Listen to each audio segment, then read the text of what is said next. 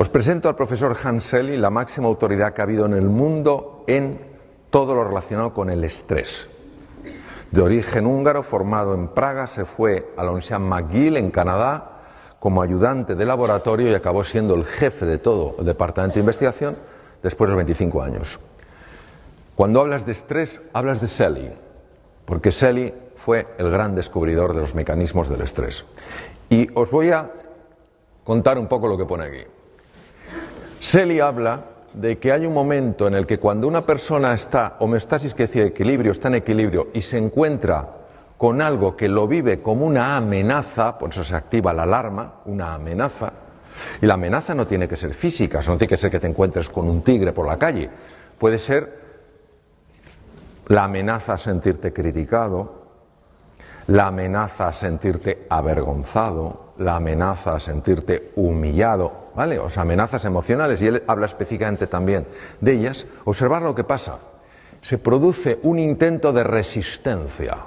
La resistencia produce un enorme desgaste en el ser humano. Una enorme resistencia. Intentando o contraatacar, pues tú más.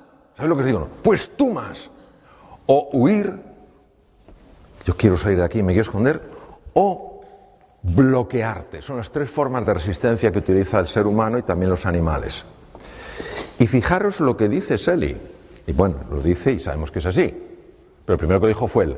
Cuando estás mucho tiempo en esta fase de resistencia, llegas a lo que se llama exhaustion stage, la fase de agotamiento, de breakdown, de hundimiento, y aquí es donde hay más posibilidades de que aparezca la enfermedad. Porque el organismo se ha agotado de tanto resistirse. Se ha agotado. O sea, imaginaros que alguien me está empujando y yo estoy así. Claro, después de un rato yo estoy que no puedo con el cuerpo. Lo bonito es ver cómo el encuentro afecta a esa fase del agotamiento.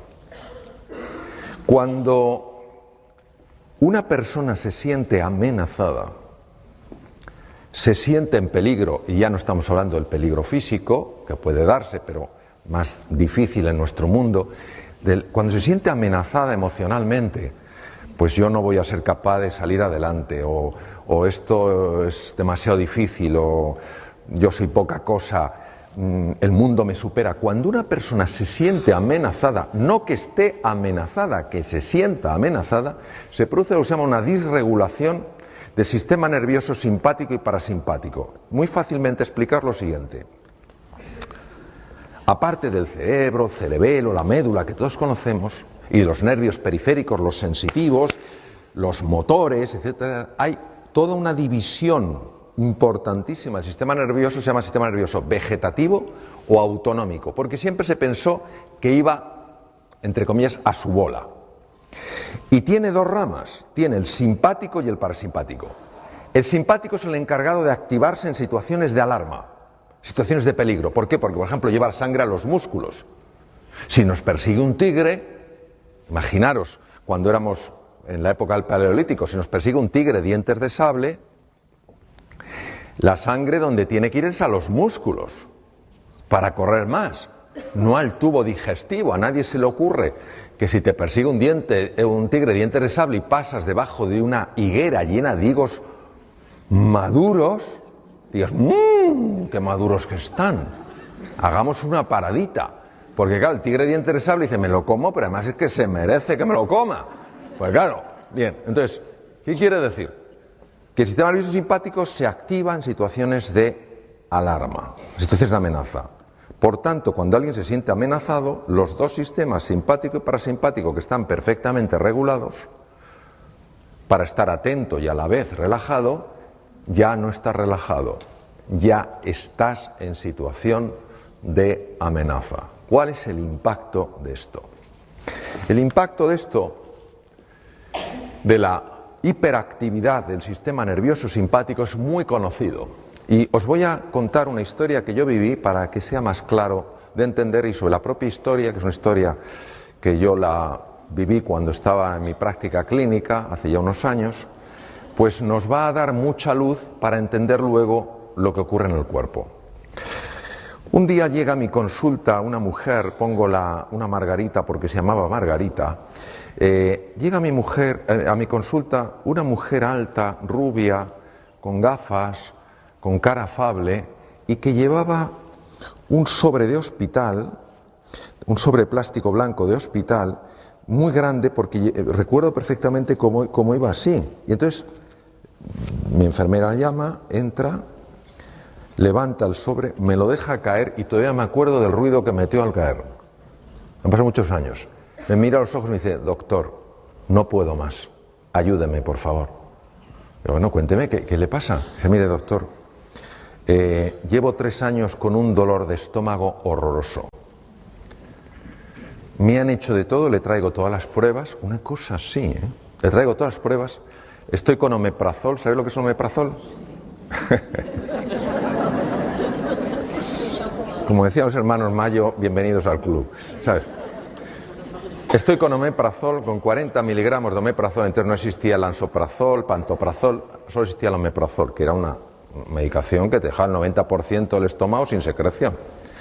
Dice, no me encuentran nada, me han hecho de todo, pero yo no puedo seguir viviendo así.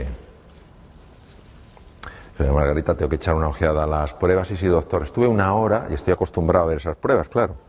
Estuve 1 hora viendo aquellas pruebas, todo normal. ¿Sabéis lo que son las endoscopias?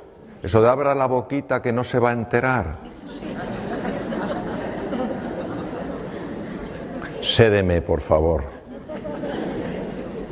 Yo recuerdo una vez, yo todas las pedía con sedación. Me acuerdo una vez que me viene un enfermo y me dice, me viene primera vez a la consulta y me dice, doctor, si usted me va a pedir otra endoscopia, prefiero que me abra en canal. Una cosa tremenda. Bueno, total, la última endoscopia, Margarita, hacía 2 meses, todo normal. Lo veo, sí, todo normal. Y entonces empiezo a darle vueltas al tema. Yo iba ya estudiando esto años y le digo, Margarita, ¿hay algo a usted que le afecte mucho emocionalmente, que lo esté viviendo como una situación de amenaza o algo así? Y se queda ella mirando y dice, no, doctor, yo estoy casada, tengo mis hijos, todo va bien, están todos bien, sanos, gracias a Dios. Tengo, en fin, en casa no pasamos apuro económico, no hay nada. Digo, no me refiero a algo que realmente a usted le haya generado un gran susto o una gran preocupación, sino algo que cada día o casi todos los días le genere un poco de tensión, un poco de desagrado. Entonces se queda callada y dice, sí, doctor, hay algo. Digo, ¿qué? Dice, mi jefe, no le soporto. Y en ese momento me vino como un insight, dije, Margarita, ya tengo una posible solución para usted. Y nunca lo olvidaré. Me dice, doctor, ¿me va a subir el omeprazol? Digo, Margarita, está usted a dosis máxima, no le puedo subir el omeprazol. Y va y me pide como en tono suplicatorio, ¿me pedirá entonces otra endoscopia? O sea, nadie me ha pedido así una endoscopia. Como si fuera un regalo navideño. Dije, pero Margarita, si la última se la han hecho hace 2 meses. Dice, entonces, ¿qué me puede ofrecer usted? Le dije, pues mire, le ofrezco lo siguiente. Le ofrezco que a partir de ahora, cada vez... Ahora no se oye, ahora sí. No sé qué pasa, se va. Me voy a quedar así, si veis que me quedo... Si veis que me quedo así, no es que me haya pasado nada raro. Es que tengo miedo que no se me oiga. Bien, voy a enganchar esto, por si acaso, para no tanto giro. Bien. Le digo, Margarita, creo que tengo una solución para usted. Me dice eso, endoscopia, digo, no. Cada vez que vaya a la oficina a partir de ahora, durante 2 semanas, y vea a su jefe, le va a sonreír. Se me queda como la tumba de Tutankamón. Vamos, como la momia. Se me queda así. Yo me imagino, no me lo dijo, me imagino que estaría pensando, qué mala suerte tengo. No solamente me encuentro con un incompetente, sino que además es imbécil. Se queda así, se recupera un poco, hay un silencio, y entonces me mira y me dice, doctor, cambia el tono. Cambió el tono. Sacó uñas. Sí. Doctor, mi jefe no se lo merece. Y yo le dije, no es por él, es por usted. Y me dijo, no me va a salir. Y le dije, pues finja. Se me queda así como diciendo, prepárese que esto es como el frontón. Usted me da, yo soy una pared. Usted me da, es una pared. Y me dice, doctor, es que lo que usted me pide... Se puso como enfadada. Lo que me pide usted es tan raro. Y tal cual. Y dije, Margarita, es que no le puedo ofrecer otra cosa. Entonces ella se fue muy decepcionada. Le dije, 2 semanas, Margarita. Ella me miró como diciendo, usted a mí no me ve el pelo más. Total, se va. Yo doy por hecho, totalmente por hecho, que Margarita no va a volver. A las 2 semanas, yo de tanto quirófanos, consultas y tal, pasan 2 semanas, pasan 15 días, estoy sentado de nuevo en la consulta, en el mismo sitio, mi enfermera tiene la lista de los enfermos y tiene preparadas las fichas, pero yo normalmente ella va entrando y va saliendo, busca al enfermo, lo trae y ya me da la ficha, eso. Empiezan a pasar enfermos y entonces sale y resulta que fuera estaba Margarita. Entra mi enfermera, maravillosa, se llama Pilar, y Margarita desde fuera, antes de entrar, me mira y me dice, hola doctor. No había entrado en la consulta yo. Hola Margarita, que me acordaba. Doctor, si no lo veo, no lo creo. Yo, entre Margarita. Aquí hay una historia que usted me va a contar. Se sienta y digo, cuénteme Margarita. Dice, doctor, lo primero que quiero decirle es que ya no me duele nada el estómago. Dice, pero le voy a contar todo el proceso porque le va a interesar. Y yo, desde luego. Suelte, cuénteme. Dice, mire, yo salí de aquí, entonces para y dice, doctor, segundo le voy a decir una cosa, es usted un médico bastante raro, ¿eh? Y le dije, sí, eso me han dicho. Dice, bueno, le cuento. Yo salí de aquí pensando que era una estupidez lo que me había dicho. Pero no sé por qué decidí probarlo. Total, me había dicho 2 semanas. Dije, lo voy a probar, voy a experimentar, a ver si lo que me ha dicho ese loco funciona. Digo, cuénteme. Dice, mire, el primer día, tuve que utilizar todos los músculos del cuerpo para esbozar una tenue sonrisa. Pero conforme fue pasando el tiempo, algo cambió. Me fue más fácil la sonrisa, pero han pasado unas cosas muy interesantes. Digo, cuénteme. Dice, la primera de ellas es que usted no sabe lo que mi jefe ha cambiado. Dice, es otro. No le reconocería. Otro. Mucho más amable, mucho más humano. Otra cosa, no sé qué le ha pasado. Algo en su casa se ha debido arreglar, no sé qué. Otro. Dice, lo segundo, como le digo, doctor, es que se me ha quitado por completo el dolor de estómago. Pero no me he quitado el omeprazol hasta que usted no me lo dijera. Me dice, pero sí, me he quitado el Almax. Ella no me había dicho que tomaba Almax. ¿Sabéis los que son los sobrecitos del Almax? Bueno, el sobrecito Almax, ella se lo bebía como quien bebe un vaso de agua. Entonces en la oficina todo el mundo la veía tomándose el Almax. Dice, doctor, entonces como dejó de dolerme el estómago a los pocos días, y ni siquiera le había hecho el Almax, y el Almax lo toma todo el mundo, el omeprazol no me lo quité, pero el Almax sí. ¿Y sabe lo que ha pasado, doctor? Digo, ¿qué? Que mis compañeros se han dado cuenta y se han acercado a mí y me han preguntado, Margarita, ¿ya no tomas Almax? Y yo les he dicho, pues no. ¿Y eso? Pues que me he encontrado con un médico que me ha dicho dos cosas y se me ha quitado el dolor de estómago. Va, me mira y me dice, doctor, prepárese que le viene toda la oficina. Entonces, el tema es...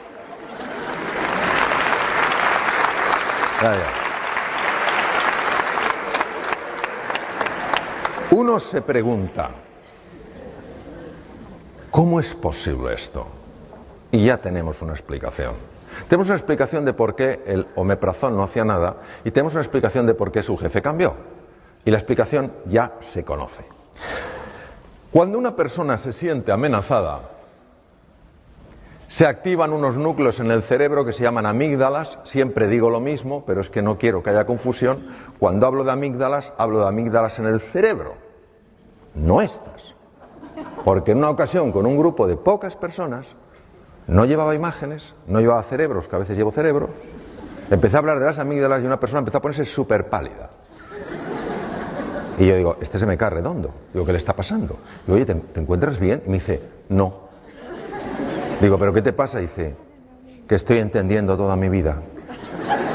Y ya no tiene remedio. Me las quitaron de pequeño.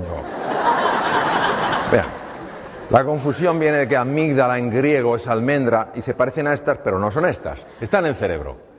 Es nuestro detector de amenaza. Cuando la amígdala se activa ante la percepción de una amenaza, lo primero que hace es robar sangre de la parte anterior del cerebro, lo cual produce cambios muy importantes en la percepción de nuestros recursos, porque al activarse la amígdala y reducirse el aporte de sangre a la zona anterior del cerebro, se pierde capacidad de comprender, se pierde capacidad de aprender, se pierde capacidad de ser creativo y se pierde capacidad de tomar buenas decisiones.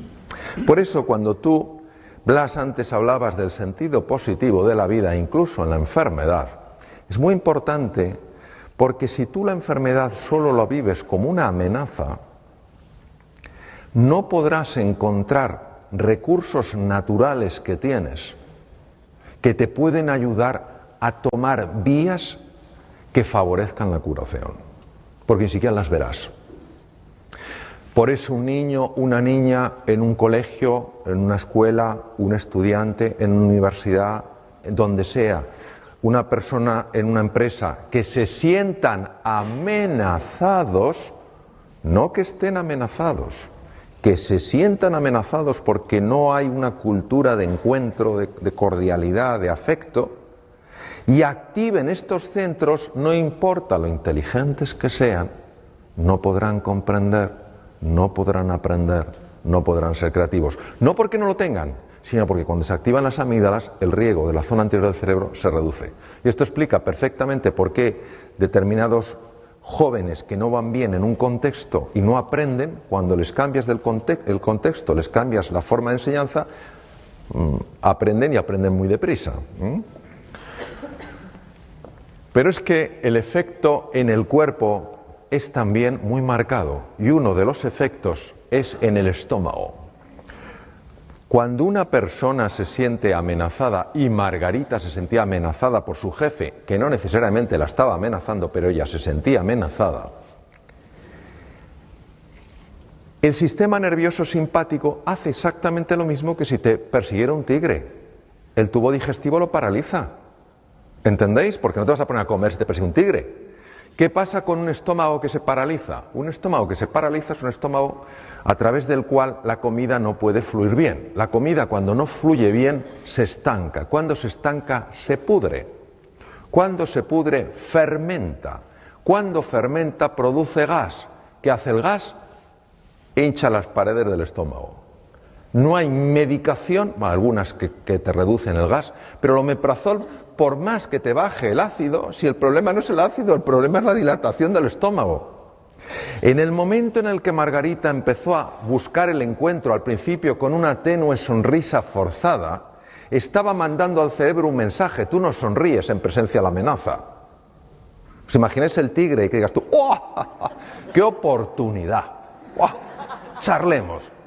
No. Entonces, el simple hecho de el propio cuerpo disponerlo para el encuentro, y la sonrisa es así, es suficiente para que el sistema nervioso simpático se desconecte y se active el parasimpático. ¿Por qué se le quitó el dolor a Margarita? Porque el estómago empezó a funcionar. Ella no tenía ningún problema de estómago, por eso en las endoscopias no se veía nada, no había nada. Porque la dilatación no se ve en la endoscopia. Bien. Cuando al profesor Hanseli, del que os he hablado, le entrevistaron porque se hizo muy famoso, en una de las entrevistas de radio le hicieron una pregunta normal. Su respuesta fue singular. Estamos hablando de un fisiólogo puro que se pasó 25 años en laboratorios. No estamos hablando de un místico, no estamos hablando de alguien, de un filósofo, no estamos hablando de un gran humanista, hablamos de un biólogo puro. Le preguntaron, profesor Selly, ¿qué es lo que podemos hacer en una sociedad tan distresada? El distrés es el estrés negativo, como el de Margarita, el que daña. ¿Qué podemos hacer en una sociedad tan distresada para bajarlo? Contestación de Hanseli: ganarse el amor de su vecino. ¿Cómo es posible que este hombre fuera capaz de intuir cosas que se han descubierto muchos años después? Parte de la genialidad de él. Hoy en día sabemos que cuando una persona se encuentra con otra, con estos lazos de afecto, de cordialidad, de voluntad, de cooperación, automáticamente el cerebro produce una sustancia llamada beta-endorfina. Es un analgésico natural potentísimo. Capaz. Es como si tuviera algo y dijera, vuelve al centro, que te estás yendo. Capaz de reducir el dolor físico. Se sabe que es real, se sabe que es beta-endorfina real, no es algo imaginario, porque se bloquea con naloxona. Es decir, verdaderamente está bloqueando una molécula, es decir, el ser humano en el encuentro experimenta menos dolor. Imaginaos el impacto que tiene esto en medicina. Tiene un impacto tremendo. Yo trabajo en un tema con niños con patologías malignas y esto es una cosa que estamos trabajando muchísimo. Hasta qué punto el encuentro, el sentirte apoyado, etcétera, verdaderamente tiene un impacto en la reducción del dolor, ¿no? Bien, pero lo siguiente que tampoco sabía el doctor Selly, pero lo intuyó, fue que cuando dos seres humanos tienen esa voluntad de encontrarse, esa voluntad de cooperar, esa voluntad de colaborar, se libera en sangre una hormona llamada oxitocina. Las damas que estáis aquí diréis, esta hormona es mía. Yo soy mujer, yo he dado a luz, la lactación, todo lo que es el parto, la oxitocina, sí, pero también la tenemos los hombres y mujeres. La oxitocina es la hormona que se llama la hormona del amor, porque cuando tú te conectas con un ser humano, amistad, amor romántico, amor filial, lo que quieras, agape, amor como elección, la oxitocina protege naturalmente contra la enfermedad. Es un protector, por ejemplo, un protector del corazón y baja las cifras del LDL, del Low Density Lipoprotein, el colesterol, digamos, que se llama colesterol malo. Este es uno de mis maestros, el profesor Richard Davidson, dirige el centro más sofisticado en el mundo de imagen cerebral en relación a estados de silencio, estados meditativos, etc. Y él ha demostrado a través de un ejercicio que se llama META, un ejercicio muy utilizado en el mundo del Namasté, que cuando una persona visualiza, como decías tú, Blas, visualiza el afecto, primero hacia sus seres queridos, luego a los menos queridos, y hace lo que puede con los nada queridos, pero hace ese esfuerzo. Él ha observado, es el primer científico en el mundo que lo ha podido observar, ha observado que la parte anterior del cerebro, que si os acordáis es la que se bloquea cuando la amígdala se activa, ¿os acordáis? Pues resulta que empieza a crecer en grosor, aumenta la neuroplasticidad, la formación de nuevas neuronas y es capaz entonces de neutralizar el miedo. Luego quiere decir que el antídoto natural del miedo es el amor, no es el valor, es el amor. Cuando la amígdala, que estaba activada, se desactiva, la parte anterior del cerebro puede funcionar bien. Claro, esto tiene unas implicaciones enormes.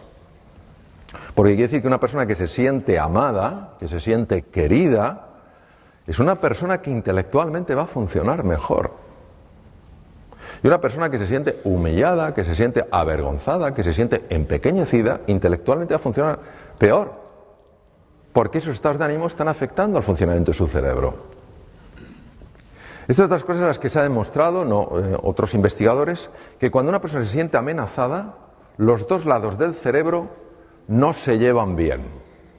Sabéis que tenemos dos hemisferios, ¿verdad? Es como una nuez, el izquierdo y el derecho.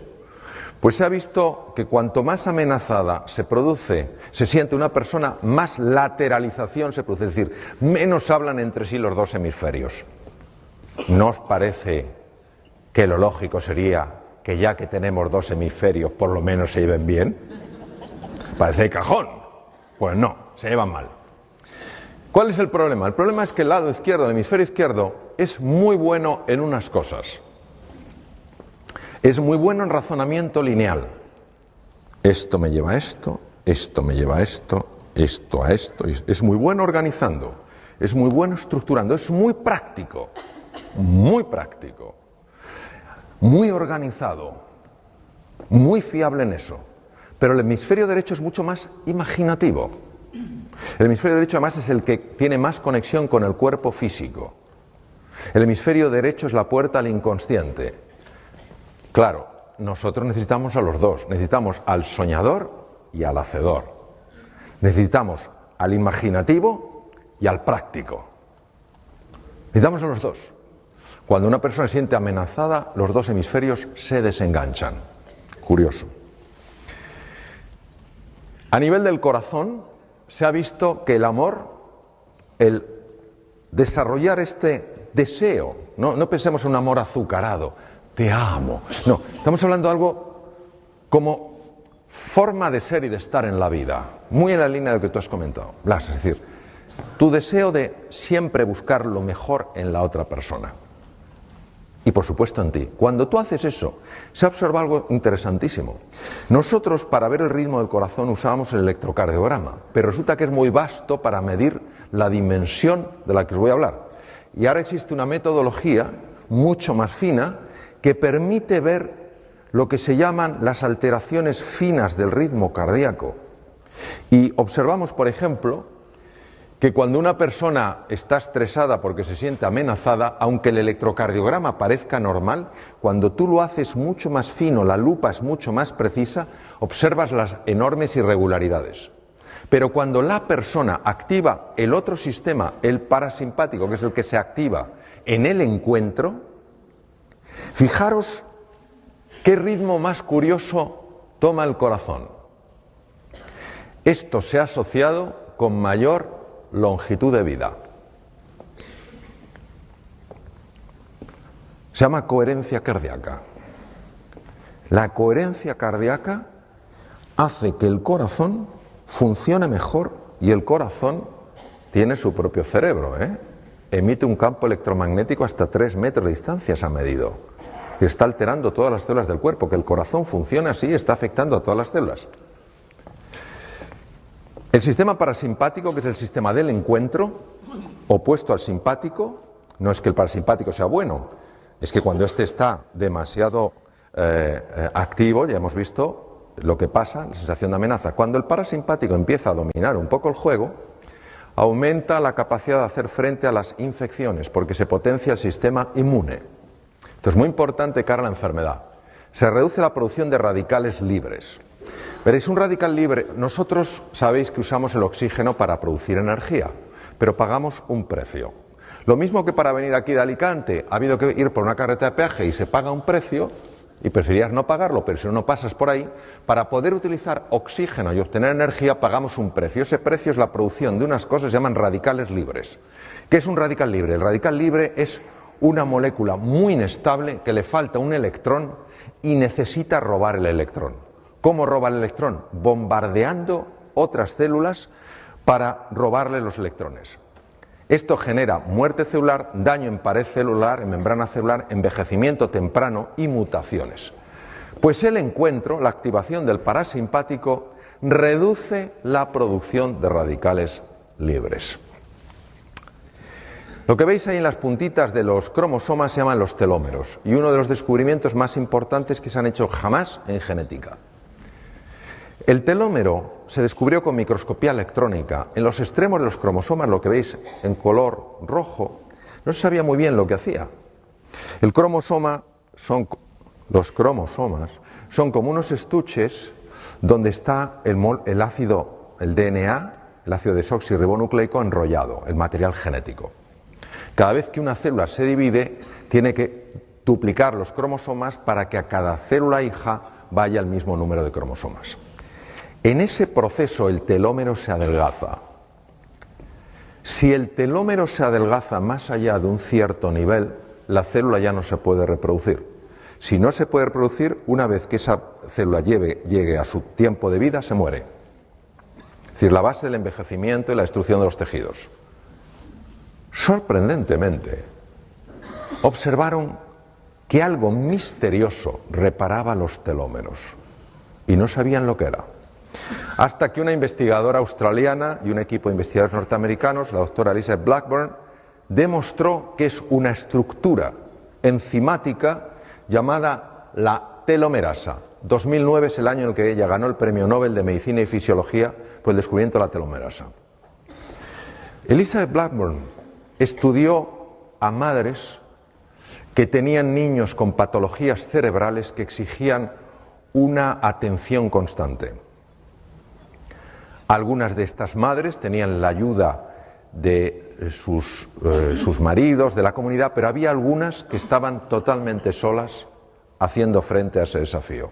Habían volcado toda su vida en el cuidado de su hijo, de su hija, que había nacido así, ¿vale? Localizó a estas madres que se sentían solas en su lucha.